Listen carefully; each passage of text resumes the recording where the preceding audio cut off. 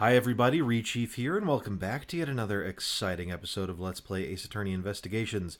Miles Edgeworth, Prosecutor's Path, episodes 1 through 5 beta.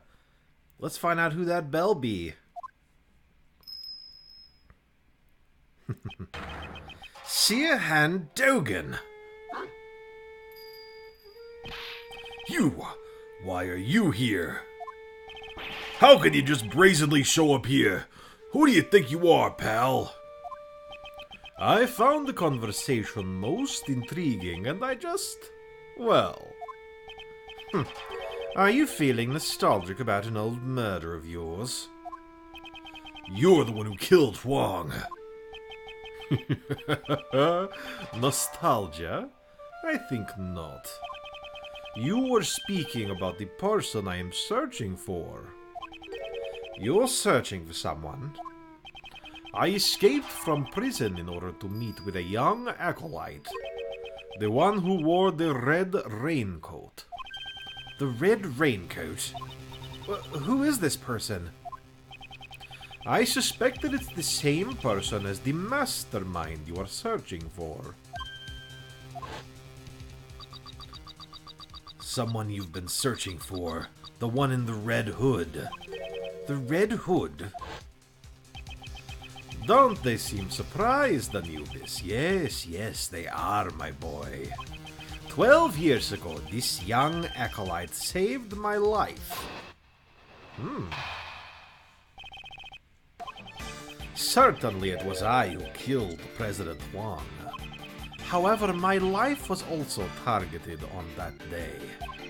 The body double Blaze and Patricia all sought to seal my lips. Had I not been reunited with the young acolyte back then, I would have been in danger. But alas, even to this day I do not know what has become of the young acolyte. So your client was indeed the body double, who was the main perpetrator of the crime. It was a long time ago, but I remember his words even now.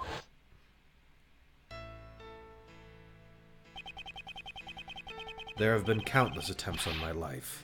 Not just once or twice. Countless! And yet, why must I be the only one to face the danger? When I stand before the people, I garner the same respect as the President does. Tell me, just what is the difference between him and me? The difference was great. While the voice and style of speech may be the same. One can mimic the body, but the heart cannot be reproduced. I suppose his own weakness cost him in his quest to become a leader. Now that Rook's gone, I'm in charge. I'm not sure if you're as capable as Rook was. What are you saying? I'm totally the leader now. Perhaps the king and his knight were not so different after all. The double believed that the president's only weakness was a woman called Amy. To find a woman, he needed the assistance of someone from this country. So he joined forces with Blaze. After determining her whereabouts, he simply waited for the right opportunity. That chance came with the meeting at the orphanage. Indeed, the director of the orphanage was bribed and brought in as an accomplice. He must be referring to Patricia Rowland. Well, given what I've told you, do you realize the whereabouts of that young acolyte now? You mean the boy who saved you, but how do you know that he is the mastermind? That day, the young one caused a fire at the garden of the orphanage. Ah, you're talking about the kid who started the fire as a prank. A prank? Not at all. On that night 12 years ago, the young acolyte was hiding inside the igloo. It seems he witnessed Patricia and Blaze moving the body from his hiding place. Apparently, he heard them talking during that time. It would seem that they were planning to kill me, because I knew the truth. He immediately came to the main hall to tell me that. I learned this about the young acolyte sometime later. It seems he was wearing a red raincoat at the time. He led me out of the main hall. And then the young acolyte said he was going to get rid of our footprints. So he scattered some lamp oil near the igloo over the snow. Then he boldly set the oil ablaze. Ah, no way! So he set the fire in order to...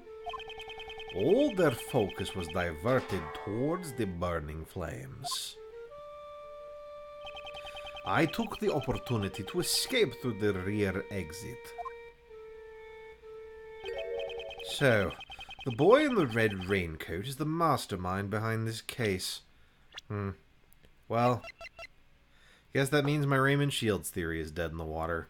Unless he is way younger than he looks and killed the real Raymond Shields and then took over his appearance and stole his clothes and has been acting like Raymond Shields ever since. Probably not.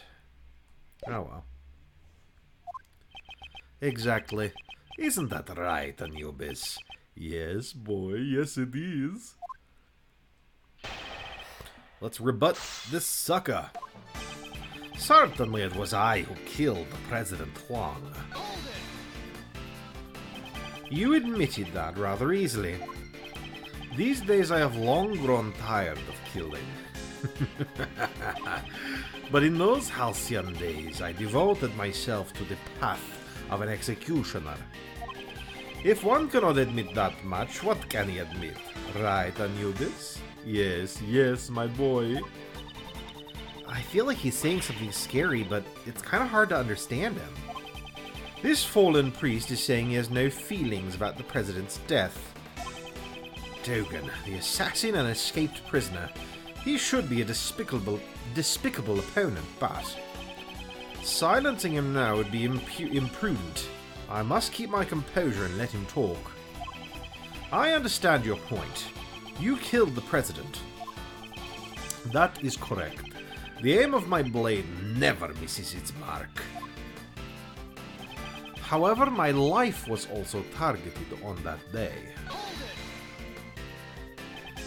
Your life was targeted? You, the assassin?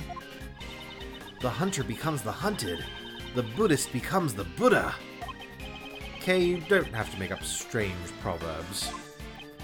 Life is transient, especially for an assassin, whose life is already exposed to danger. So, does that mean people you've tried to kill have fought back? That is a rare occurrence. However, this was different. The body double, Blaze, and Patricia all sought to seal my lips. Sir Handogan, you were a master assassin. As such, could you not have evaded an attack from those three and fled the scene? You greatly overestimate me. Without Anubis by my side, I would not even be able to walk about. If those three were to attack me all at once, I would not stand a chance. I see. So even an assassin will fall to superior numbers in a frontal assault. I suppose one could say that. I, Sir Handogan, would have suffered a shameful defeat. Had I not been reunited with the young acolyte back then, I would have been in danger. Reunited? So when did you first meet with him? That would be 18 years ago on the 24th of December. That is a rather long time ago. On that day our roles were reversed. I saved the young one's life. There was an unusual snowstorm on that day. The temperature was well below freezing. I took Anubis for a walk in the snow. That is a long-lived dog. It's an old dog. Dang. He's lucky. That's when Anubis noticed something and started running. I followed after him and found the car. I had great difficulty opening the door. It had frozen shut. Ooh, you know who those two children are? We still have a picture of them? I think we do. Okay, maybe not. But it's gotta be, oh, you know what? Maybe it's in the report from a billion years ago. Yeah, this one. 18 years ago. Mr. Rice's body. Okay, no, it's not. Yeah, Dover's son and Gustavia's son. Like, that's gotta be them. In the back seat, there were two young children shivering from the cold. Two children? Had they remained in the car for an hour longer, they surely would have frozen to death. I brought the two of them to a nearby orphanage. Is there anything about Dogan's story that concerns me? Yeah, there is. What concerns me is... probably the date, right? Because it's got to be like, you know, like X years ago. The 24th of December, 18 years ago. Are you sure about that? There is no mistake. Could that mean? I know. The significance behind that date. What shows the significance of the date when Dogan found the children? I guess probably that same report, right? Yeah. Look at that. Look at that. December 24th, 18 years ago. It's got to be the one. That day, a certain incident occurred. A sculptor was murdered. Ah! During that incident, two young boys went missing. Yeah. The sons of the victim, Isaac Dover, and the culprit, Dame Gustavia. We never did find out where those two boys went after the case 18 years ago. Oh, they were the sons of a victim and the culprit. It all makes sense now. What makes sense? One of the youths was bound so that he could not move. Mr. Dover did it so that Mr. Gustavia's son couldn't come to the contest venue. Indeed, Gustavia was using his own son as a taste tester. To think that was what transpired. Neither child seemed to recall what had happened. They lost their memories. The acolyte told me this when we were reunited 12 years ago. The pair were placed in an extreme situation on the verge of freezing to death. That trauma led them both to suffer from amnesia. Neither could so much as remember his own name. So they didn't even know that they were the sons of Mr. Dover and Mr. Gustavia? Indeed, while we cannot say it conclusively, the probability is quite high. However, we still don't have enough information to deduce the mastermind's identity. Dogan, would you please continue your story? Very well. I continued my correspondence with the young acolyte even after entering prison. Recently that has all come to an abrupt halt, however. It left me quite concerned. Furthermore, those involved in the crime 12 years ago were all drawn into incidents, one by one. I grew more and more curious, and so I absconded briefly from the prison. Those involved 12 years ago were Patricia Rowland, Blaise de Best, and President Huang's body double. And Miss Rowland was the warden of Mr. Dogan's prison. I blackmailed the warden. That woman had tried to kill me. Perhaps the good prosecutor has already deduced the reason. You murdered President Huang. However, the world still believed he was alive. If you were able to prove the president was a fake, both Patricia Rowland and Blaise de Best would have been in danger. That is correct, and I had heard the proof with my own ears.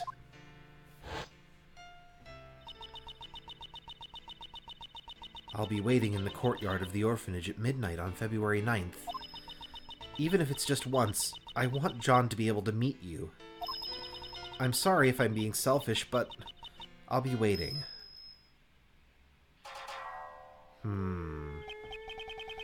Who might you be?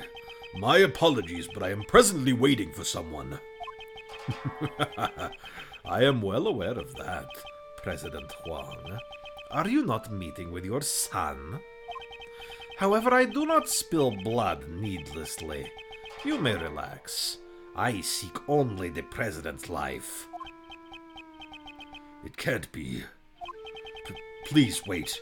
I'm just about to meet my son for the first time. I'm sure this will be the first and the last time. Please, at least wait until we're finished. I had thought the President would beg for his life, but he was of a different sort. Officially, the President had no son. However, he shook his head and said, this illegitimate son was his, and he intended to recognize him publicly. Furthermore, he claimed that he had already made preparations towards that end. Would the son of his be the boy with horns over there by any chance? Boy with the horns? Wait, you can see John's horns? There is no need to see them. From the moment I escaped from the prison until now, I have been closely lending an ear to your voices. He said that the President made preparations towards recognizing his son. But the word preparations alone would be insufficient for blackmail. That's it!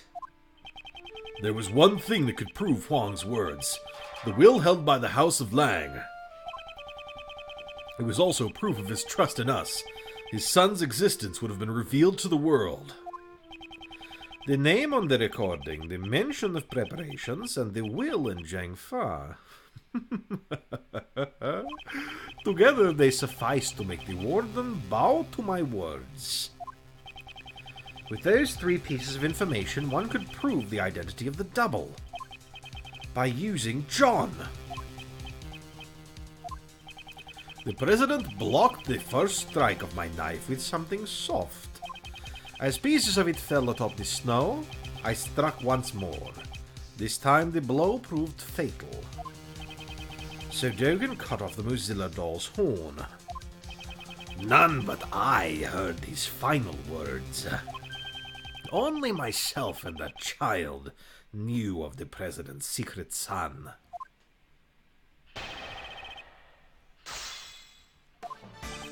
I continued my correspondence with the young acolyte even after entering prison. In other words, you contacted him from prison.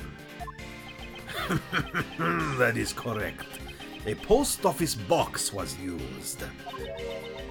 A post office box? It would allow one to send and receive letters without revealing the recipient's location.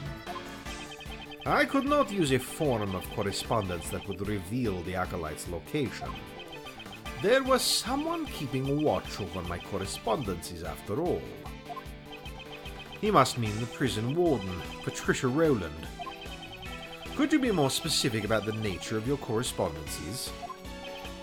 Well, they were mainly moves from my correspondence chess matches.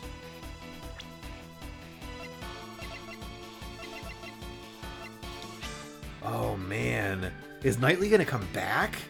Is Knightley the mastermind if he's not really dead? Oh, that would be so cool. Also, I think I know what evidence I need to use to knock this guy out. Correspondence chess? If I recall, the person you were playing against... This might be hard to believe, but Dogan's chess opponent was... Ah, are you saying he was playing against Mr. Knightley? Wasn't it Horace Knightley? We certainly find the correspondence chess memo in Knightley's cell. Correspondence chess memo jotted down in my organizer. Does that mean Knightley boy was the kid from the IS-7 incident? Could that really be true? Is there any evidence connecting Knightley to the IS-7 incident? If there is, I guess it would have to be Knightley's mementos. A ring and a chessboard. I guess probably not the chessboard. Was there a ring? Is there a ring involved in the IS-7 incident? Maybe that's... Is that somewhere in here? Dover's body discovers... No clues to... Maybe before the incident. Okay, so... Let's try it. This was all that Knightley left behind. Could there be a clue hidden within? Which should I investigate? The ring or the chessboard? Let's try the ring. This ring is... Mr. Edgeworth, what is it? Mr. Shields, please take a look at this ring. This pattern is... It's Pierre Hoquet's! Okay, cool, I was right. I thought so. He had Mr. Dover's seal turned into a ring. However, why would he have this? Shouldn't it have been held by the police as evidence for the IS-7 incident? After the incident, the seal was returned to the victim's next of kin, and Mr. Dover's only family was his son. But since no one knew where the son had gone to, it took a while to get it to him. I'd heard that the police had finally found him and delivered his inheritance, but... So the seal was thereby safely delivered to his son. And then he turned the seal into a ring and wore it on his person. Knightley's mementos data updated in my organizer. So, Mr. Knightley was Mr. Dover's son. The police aren't fools. I'm sure they did a thorough check before handing over the seal. If someone involved in the IS-7 incident was his chess opponent... Knightley, huh? Then that man must be the mastermind behind this case. But Knightley is dead. He cannot be involved in this incident. How about that? The only one who could be the mastermind was himself a murder victim. But a dead guy can't be the culprit, so there's no way that's right. It certainly is strange. In that case, who is the culprit? Recently, that has all come to an abrupt halt, however. It left me quite concerned. So wait, that's not... Ah! That wasn't the thing that I had to do? Oh, Jesus Christ. Well, let's keep pressing. It came to a halt. Now, of all times. Quite odd, is it not? Anubis told me again and again how odd it was. That scary dog talked? Was he like, something's odd, roof? I can understand Anubis' heart, even if he does not voice his thoughts. Then, there's something I'd like to ask, just in case. Your scary dog's staring at me right now. He's not saying, I'm hungry, I want some meat, right? I'm sorry. I'm sorry. Oh boy. Perhaps. Perhaps? Mr. Edgeworth? It seems she's not much good with the assassin's dog. Good boy, there's a good boy. So then, at any rate, my correspondence with the acolyte suddenly came to an abrupt halt. Furthermore, those involved in the crime 12 years ago were all drawn into incidents one by one. That certainly does seem too much for a mere coincidence. The body double of Dijun Huang, the president of Jiang Fa, faked an assassination plot. Patricia Rowland, the prison warden, murdered Horace Knightley. And Blaise de Best, the chairman of the PIC, murdered Jill Crane. Come to think of it, as I have been investigating these cases, I have felt the presence of some force behind the scenes. Even within the prison I could tell that this was no insignificant event. I grew more and more curious, and so I absconded briefly from the prison. You absconded briefly from the prison? I cannot forgive such a criminal act. You stole your way out of the prison? I cannot forgive such a thieving act. Relax. No one was hurt. I merely have connections that allow me to set foot outside. But even so, he can't just escape from prison, pal. Arrest him! Arrest him! That won't be necessary. Once my business is done, I shall return to my cell. You trying to make fools of us? A prison isn't the kind of place you can just enter and leave at will. The wolf may say that. But one can see that the wolf and his pack also share an interest in the tales of my past. Agent Lang, Detective Gumshoe. There are still a few things I must ask Dogan. Please postpone matters until then. Yes, sir. I knew you'd say that, Mr. Edgeworth. Damn it all. But I'm not taking my eye off you for a second. Writing letters in Braille can be a rather enjoyable pastime. Excuse me, but you wrote your letters in Braille? Indeed, for I possess the tools necessary to write in Braille. Wow, so you need to use tools to write in Braille? I never knew. Then would you please tell us what you wrote? Everything. Letters, of course, and also the movements of the chess pieces. He wrote the movements of the chess pieces by hand? Oh, whoops, that's Edgeworth. That's not Kay Faraday. He wrote the movements of the chess pieces by hand. That statement is intriguing. So then, how does your handmade dog piece move? Okay, that question can wait. So then, what did you do when the letters stopped coming? Within the prison, I grew increasingly concerned about the acolyte's whereabouts. Okay, but even so, I don't really get it. Who exactly is this acolyte? Indeed, Dogan himself has not yet made that clear. What's important is the thread connecting Dogan and this acolyte, their correspondence. And not just the letters, we should pay attention to the means that was used as well. So maybe I'm mistaken, but I feel like this wasn't there before, and I'm wondering if it maybe got added after I did all that stuff before. And since they were just like, correspondence, I feel like we should probably present this? Yeah? I can't really think of anything else. Let's try it. Oh, nice. I'm certain you said you wrote your letters in Braille. Oh, duh! That's why. Because this is not written in Braille. Clearly this is not written in Braille. Correct. The good prosecutor must know that I am lacking in sight, do you not? The correspondence chess letter that we found had been typed out using a word processor. What? That cannot be. What do you mean?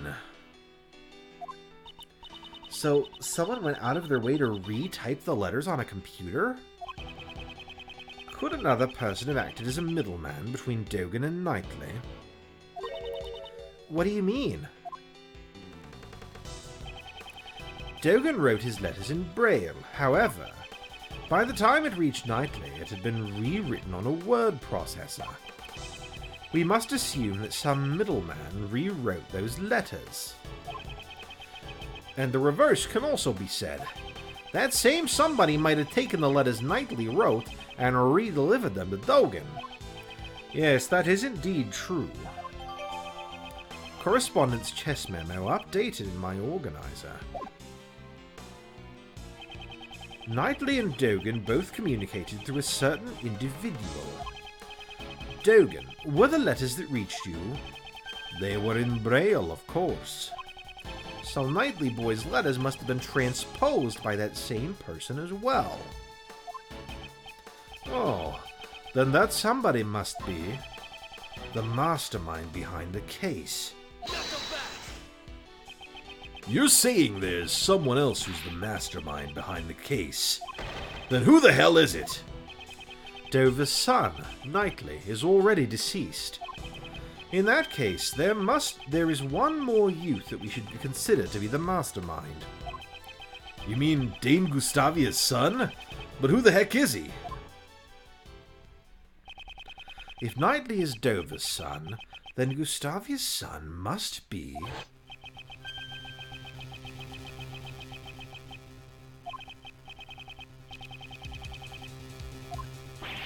It can't be. Could it? Could it really be him? Mr. Edgeworth, what is it? You've gone all pale. I've figured it out.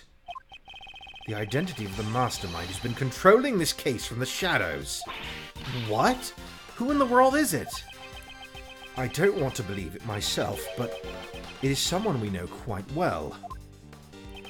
The mastermind is... Oh shit, I don't know. Well, my theory got fucking destroyed. So it's not Raymond Shields. Oh, okay. Here's what we can do. This... Okay, so I feel like it was 16 years ago or 18 years ago that this all happened, right? And the mastermind would have to be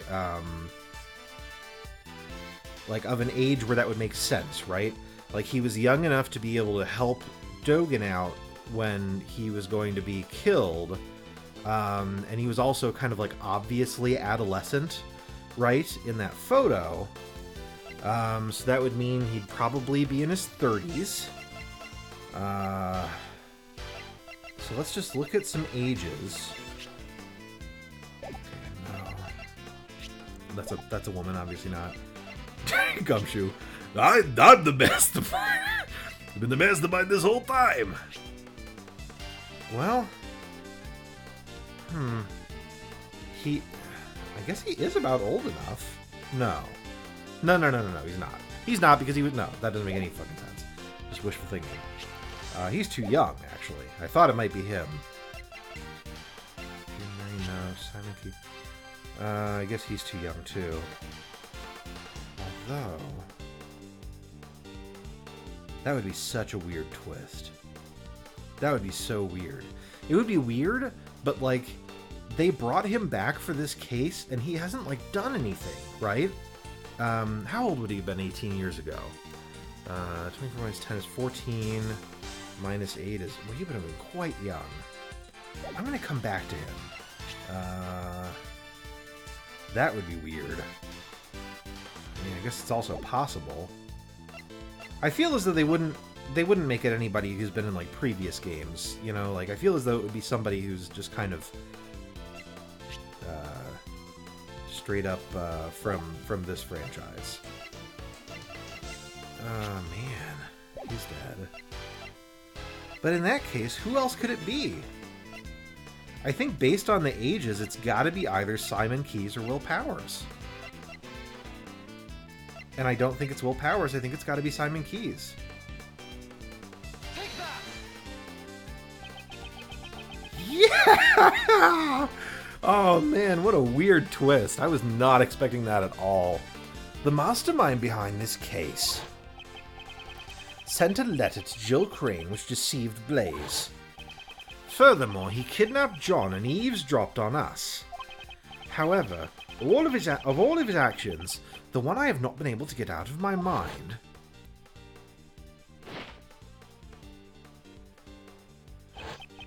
is how he brought an unconscious Kay to the roof. The giant monster. Huh? Did you just say something? That's right. The key to exposing the mastermind is in the monster's true form. Ah, I almost forgot. If you'd like, please come to our next show. I'll also be performing in it. The very big circus is always fabulous and fun for all ages. Miss Swift, there is something I'd like to ask of you. What? You mean me? You said that you recorded the sound of Mozilla spewing flames. Would this decisive evidence of yours be something you recorded on the tape recorder? That's Mr. Edgeworth for you. You're good at figuring things out, aren't you? It's the sound of Mozilla spewing out fire. This place nearly became a sea of flames. That's right. I ain't actually seen it with my own eyes, though. Could you let us listen to the tape? Sure thing. There we go. This sound, it's as I thought.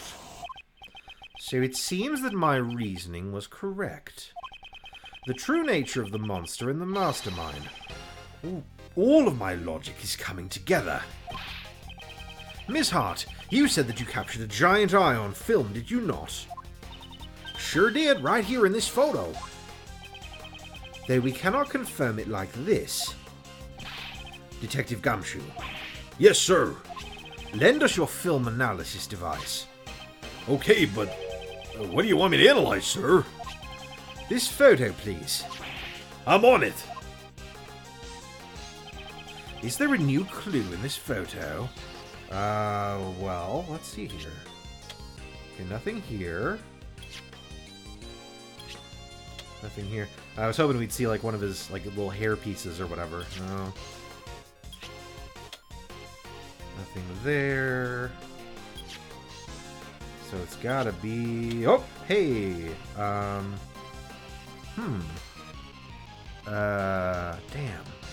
I was kind of hoping that we'd zoom in here and we'd see, like, a reflection of Simon Keyes' face. But, I'm not seeing that. Well, I mean, I feel like this is, like, the most obvious thing. There's, like, something back there. Let's try presenting it. This is... See? Ain't the Mozilla's eye right where I said it would be? I see. I have finally grasped the true form of the giant monster that was being controlled by the mastermind.